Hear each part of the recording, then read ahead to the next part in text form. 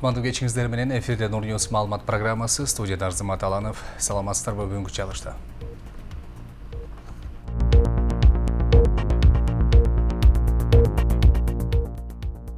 Бишкек Ош жолундагы унаа кырсыгынан 1 жаш бала жана 3 аял каза таап, 11 адам жабыркады. Ири суммада пара талап кылган Бишкектеги банги заттардын мыйзамсыз жүгүртүлүшүнө каршы кызматынын башчысы колго түшүрүлдү. Мамлекеттик бажы кызматынын жетекчисинин мурдагы орун басары Райымбек Матраимов өзүнө байланыштуу бардык суроолорго жооп берүүгө даяр. Сот 1 декабрга чейин Бишкектин Борбордук аянтында митинг жана башка акцияларды өткөрүүгө тыюу салды. Улак оюнунан кийинки араздашуу айылдаштарды сотко жеткирди. Румынияда Кара деңизге 14 000 кой чөгүп кетип өлдү.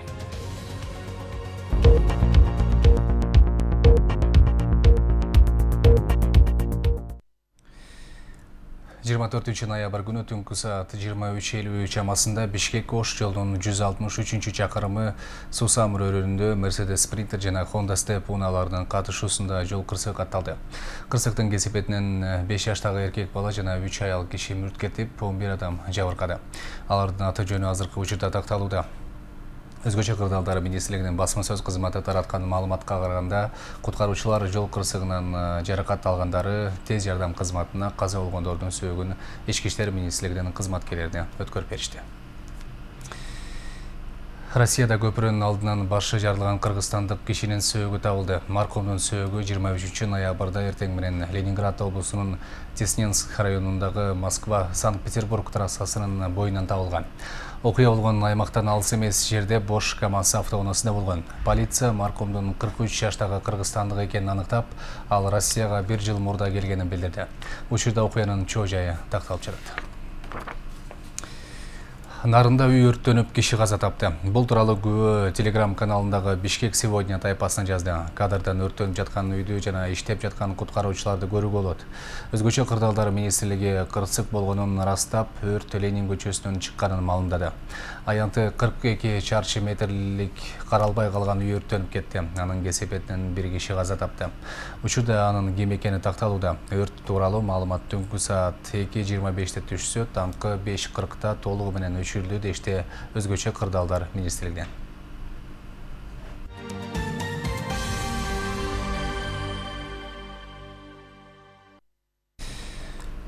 Ири суммада пара талап кылып, кармоо учурунда адамды машина менен сүздүргөн милиция кызматкери кармалды. Бул тууралуу улуттук коопсуздук боюнча мамлекеттик комитет кабарлады.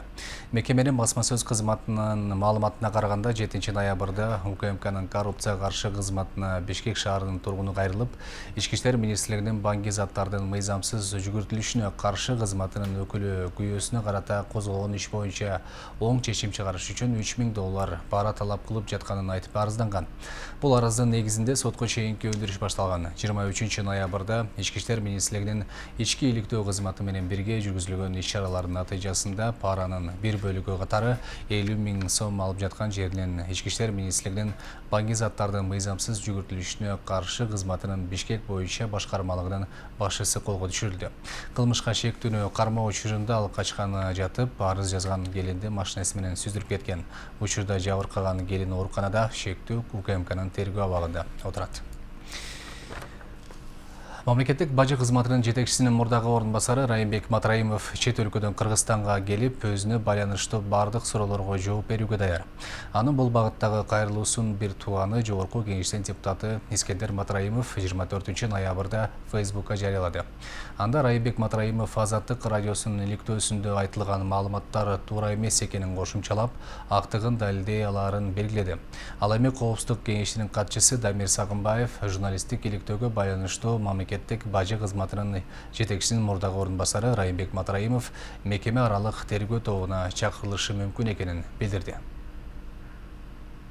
Мамлекеттик бажы кызматынын жетекчисинин мурдагы орун басары Райымбек Матраимов журналисттик иликтөөдөгү маселелер боюнча улуттук коопсуздук боюнча мамлекеттик комитетине чакырылышы мүмкүн. Бул туурасында Коопсуздук кеңешинин төрагасы Дамир Сагынбаев бүгүн Бишкекте өткөн маалымат жыйынында билдирди. Мындан тышкары Сагынбаев ага расмий издөө жарыяланбаганын жана ал учурда Кыргызстандын аймагында эле жүргөнүн кошумчалады. Государственный комитет национальной безопасности. Улуттук коопсуздук боюнча мамлекеттик комитет башында турган ведомстволор аралык тергөө тобу журналисттик иликтөөдө келтирилген бардык маалыматтарды иликтеп чыгат. Тергөө тобуна иликтөөдөгү аталгандар ошондой эле Матраимов өзү да чакырылышы мүмкүн. Райымбек Матраимовго кылмыш иши козголгон эмес. Ошондуктан анын өлкөдөн сыртка чыгуу, кайра келүүсүнө чектөө жок. Менин билишимче ал учурда Кыргызстанда. Представители Министерства внутренних дел. Сагынбаев ошондой эле Райымбек Матраимовдун мүлктөрүн текшерүү узакка созулуп жатканын моюндап, мында 10 миңдеген кишинин мүлкү текшерилип жатканын айтты. Я насколько наслышан, что товарищ Матраимов Райымбек Матраимовдун мүлктөрүн текшерүү мөөнөтүнүн узарып жатканы боюнча мен жооп бере албайм. Жыйынтыгы чыккандан кийин мен же болбосо тиешелүү органдар сөзсүз бул туурасында билдирүү жасайбыз. Биз бул текшерүүлөрдү бир гана Матраимовго карата эмес, 2018-жылы башталган декларациялык кампаниянын алкагында жүргүзүп жатабыз. Дээрлик 10 миңге жакын адам текшерилүүдө. которые были изложены в этой статье. Айта кетсек, журналисттик иликтөө боюнча Матраимов өзү дагы үн катып, бардык суроолорго жооп берүүгө даяр экенин билдирген. Ал иликтөөдөгү айтылган маалыматтар туура эмес экенин, актыгын далилдей аларын белгилеген. Бир катар коомдук активисттер бүгүн жогорку кеңештин алдында реакция деген аталыштагы тынчтык митингин уюштурушту. Анда митингге чыккандар акцияны гимнди ырдоо менен башташып, андан кийин 2010-жылы 7-апрелде каза болгондордун жаркын элесине арналып тургузулган эстеликке гүл коюшту. Нааразылык акциянын катышуучулары бийликти коррупция менен күрөшүүгө, реалдуу реформаларды жасоого чакырышты. Милиция кызматкерлери болсо, бул күндөрү Ала Тоо аянтында митинг өткөрүүгө тыюу салынганын, акция мыйзамсыз өткөнүн билдиришти. Айта кетсек, улуттук коопсуздук боюнча мамлекеттик комитети журналисттик иликтөөдө айтылган маалыматтар боюнча кечээ 24 ноябрда сотко чейинки өндүрүш иштери башталганын билдирди. Тергөө тобуна УКМК, Ички иштер министрлиги жана каржы полициясынын тергөөчүлөрү кирген. Анархан Алтымышева, Равшан Тойчиев, Нурньюз, Бишкек. Бажы тутумунда түзүлгөн кырдаал боюнча мурдагы жана учурдагы кызмат адамдарынын коррупциялык иш-аракеттери азыркы тапта тиешелүү компетенттүү органдар тарабынан тыкыр иликтенүүдө. Буга байланыштуу премьер-министр Мухаммедкалы Абылгазиев укук коргоо органдарынын жетекчилерине кыска убакыттын ичинде териштирүү жүргүзүүнү тапшырды. Бул тууралуу өкмөттүк аппараттын маалымат кызматы билдирди. Учурда сотко чейинки өндүрүш иши козголуп, ар тараптуу жана терең териштирүү үчүн ведомстволор аралык тергөө тобу түзүлдү. Өкмөт ошондой эле Туркияда чет бизнесмендин өлтүрүлүшүн иликтөө максатында түзүлгөн жогорку кеңештин депутаттык комиссиясынын ишине бардык күчү менен аракеттешүүгө даяр. Коррупция менен күрөш оңой маселе эмес деп баса белгиледи президент Сооронбай Жээнбеков Кабар маалымат агенттигине берген маегинде. Мамлекет башчысы өз сөзүндө коррупция менен аяосуз күрөштү эл колдоп жаткандыгын айтып, алдыга коюлган максаттар ишке аша тургандыгын кошумчалады.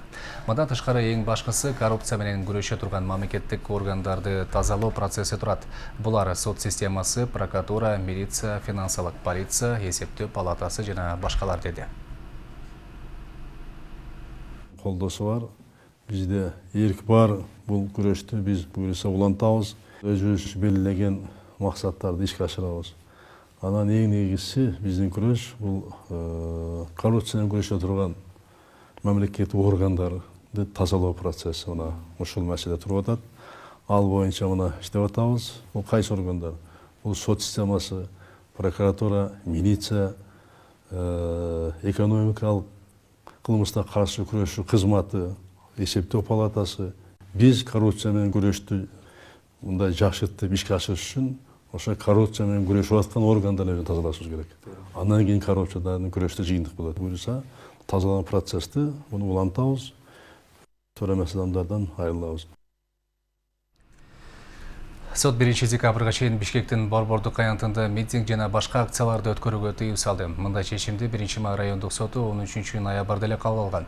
Белгилей кетсек, бүгүн 25 ноябрда Ак үйдүн алдында коррупцияга каршы тынчтык митинг өттү.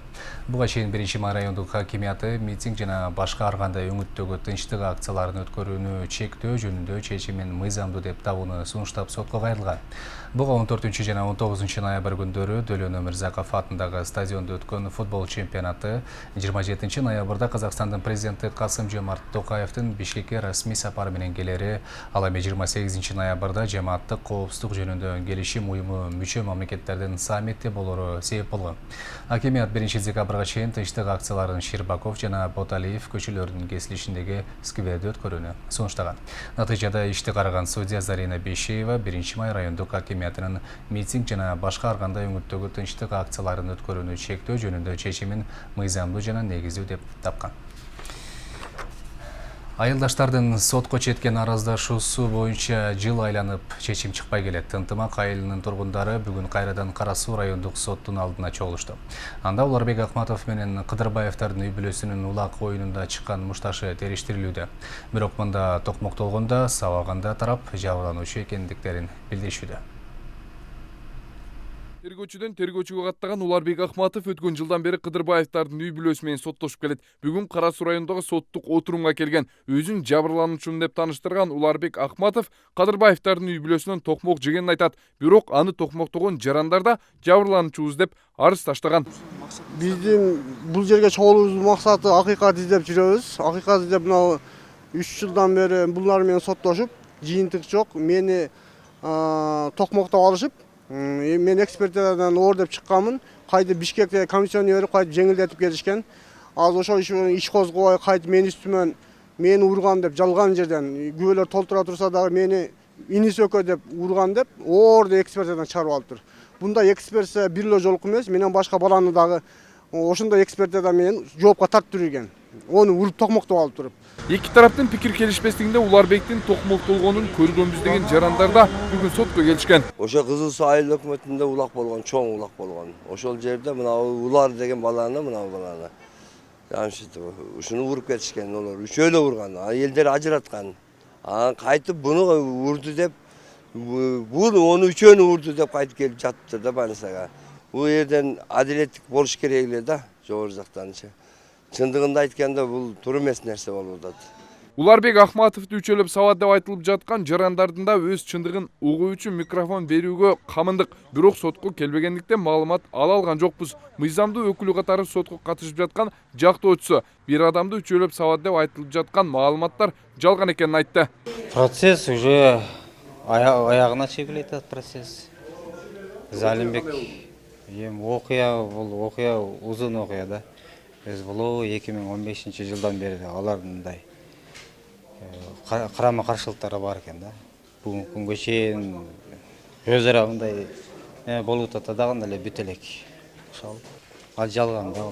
Сот өзүнүн. Ошо үчөлөп сабаган деген чындыгы барбы? Жок, жалган айтып атат. Айылдаштардын бул чуусуна бир канча жылдан бери чекит коюла элек. Бул убакка чейинде 3 жолу сот отурум белгиленип кайра жылдырылган. Айылдаштардын пикир келишпестиги сот аркылуу гана чечилет. Бирок Уларбек Акматовдун жакындары бул маселе боюнча акыйкат чечим чыкпаса, президентке да кайрылышаарын кошумчалашты. Даткашардан Актылек Акылбек уулу, Нур Ньюс.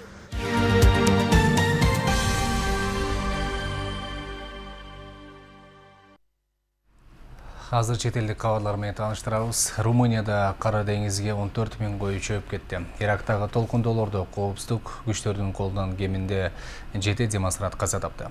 Ал эми Афганстанда Талибан радикалдык кыймылынын аскерлери полиция бөлүмүнө чабуул койду. Ушул жана башка эл аралык жаңылыктар менен кийинки материалдан тааныша аласыздар.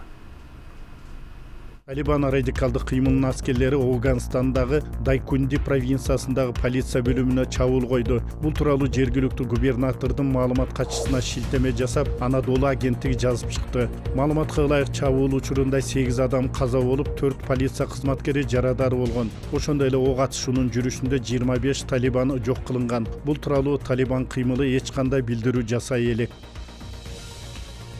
Ирактын баш калаасы Багдадта жана бир нече аймагында коопсуздук күчтөрүнүн колунан кеминде 7 демонстрант каза тапты. Бул тууралуу жекшембиде күбөлөр жана медициналык кызматкерлер маалымдашты. Адам өмүрү кыйылган акциялар 23 ноябрдын кечинде башталган. Тартип сакчылары ок-дары жана жаш агызчу газ колдонушканын маалымат булактары ырастоодо. Бардыгы болуп 300дөн көп киши жабыркады. Басра провинциясында коопсуздук күчтөрү касырдагы ири соода портуна жолду тороого аракеттенген митингчилерге ок атышканда 3 киши өлгөн. Соңку жумаларда өкмөткө каршы демонстрациялардан улам маанилүү порт бир нече жолу жабылган. Иракта октябрдын башынан бери уланып келе жаткан толкундоолордо жалпысынан бери дегенде 330 киши набыт болду. Эл жемкорлукка, жумушсуздукка каршы чыгууда.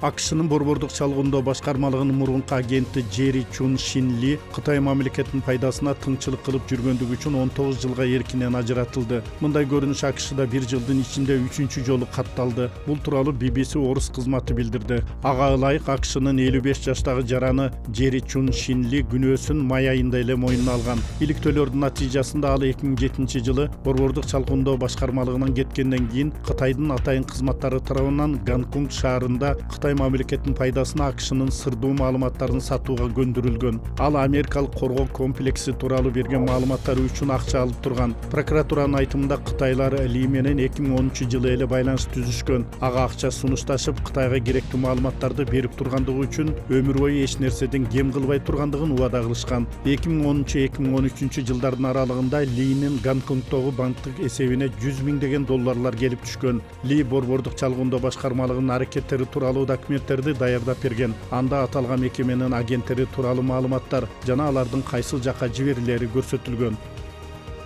Израилдин баш прокурору Авичай Мандельблит премьер-министри Биньямин Нетаньяхуга коррупция боюнча айыптоону жарыялады. Ал соңку 3 жыл ичинде өкмөт башчы алдамчылык, кыянатчылык жана паракорлук сыяктуу кылмыштарды жасаганын айтты. Нетаньяху баш прокурордун айыптоосун мамлекеттик төңкөрүш жасоого аракет катары баалады. Мыйзамга ылайык Израилде кылмышка шек саналган аткаминер отставкага кетиши керек. Бирок ал талап премьер-министрге колдонулбайт. Израилде кызматтагы өкмөт башчыга алгач ирет айып тагылууда. Тергөөнүн маалыматтарына караганда Нетаньяху бай досторунан 100 миңдеген долларлык шампан шарабын жана тамекилерди алган. Өзү жөнүндө жакшы макалаларды жаздыруу үчүн маалымат каражаттарына басым жасаган айтылат. Нетаньяхуга коюлган бул айыптоо мамлекетте саясий кырдаал курчаган учурга туш келди. Сентябрдагы шайлоодо парламенттеги негизги орундарды ээлеген Бенни Ганстын жана Нетаньяхунун партиялары ушул күнгө чейин коалиция түзө албай жатат.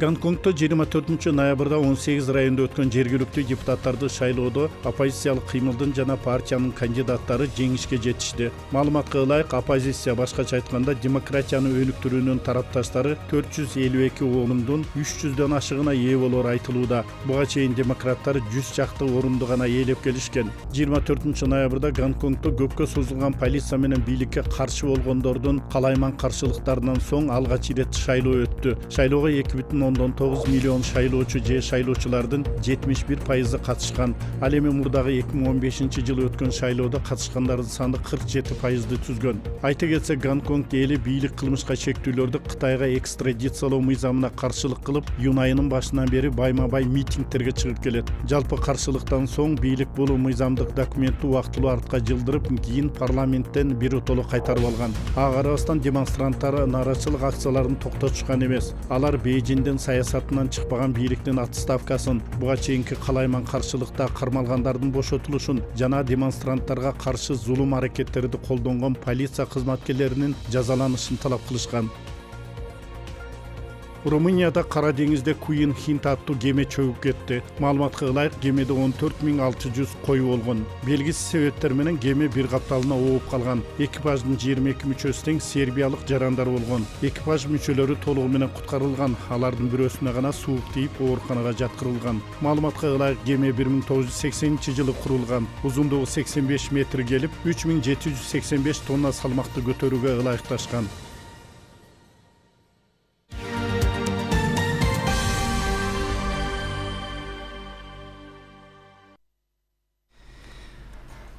Ош шаарында социалдык абалы оор пенсионерлерге чачтарыштар менен мончолор акысыз кызмат көрсөтүүдө. Бул үчүн жергиликтүү бюджеттен 200 000 сом бөлүнгөн. Ага шаардагы жеке мончо менен салон ээлери тийиштүү документтерин тапшырышкан. Долбоор пилоттук негизде башталып, атайын каттоодо турган пенсионерлерге социалдык талон берилет. Ал аркылуу пенсионерлер айына 1 же 2 жолу мончого же чач тарачканага кайрылышат. Мындан тышкары тиш дарыгерлерди да көрүнө алышат. Эгер пилоттук долбоор жакшы натыйжа берсе, кийинки жылы да улантылат. Пенсиясынын өлчөмү 6 000 сомго жетпеген жалгыз бой ошол турмуш шарты оор пенсионерлерге чач тарачканага жанагы мончого социалдык талондор берилип келатат. Талондордун өлчөмү ошондой эле жана кайсыл категориядагы адамдар алыш керек боюнча биз бүт маалыматтарды тактап аймактык кеңештерге өткөрүлүп берилген. Бүгүнкү күндө ошо аймактык кеңештерден барып кайрылган пенсионерлер алып мончолорго жана чач тарачтарга бекер кызматтарын пайдаланып атышат. Кыргызстандын улуттук курама командасынын жарым коргоочусу Муралим Ахмедов Дордой клубунан кетип, Бангладештин командасына ойнойт. Бул туурасында Кыргызстандын футбол федерациясы билдирди. Ахмедов Бангладештин чемпионатынын премьер-лигасында ойной турган келишим түзгөнү айтылат. Ал Дордойдун курамында ойноп жаткан маалда команда 2 жолу 2018-2019 жылдары Кыргызстандан чемпион болгон. Ошондой эле Кыргызстандын кубогу жана супер кубогун утуп алган. Урматтуу телекөрүүчүлөр, Нур телеканалынын мобилдик репортеры ишин улантууда. Мында коомдо болуп жаткан окуяларды, көйгөйлөрдү эфир аркылуу жеткирүүгө мүмкүнчүлүгүңүз бар. Ал үчүн 0553 53 0005 WhatsApp номери сотковой кызматта. Биздин эфир сиздер үчүн гана иштемекчи. Мына ушундай кабарлар менен бүгүнкү программаны жыйынтыктайбыз. Мен сиздер менен коштошуп калам. Кайрадан эфир аркылуу көрүшкөнчө саламатта туруңуздар.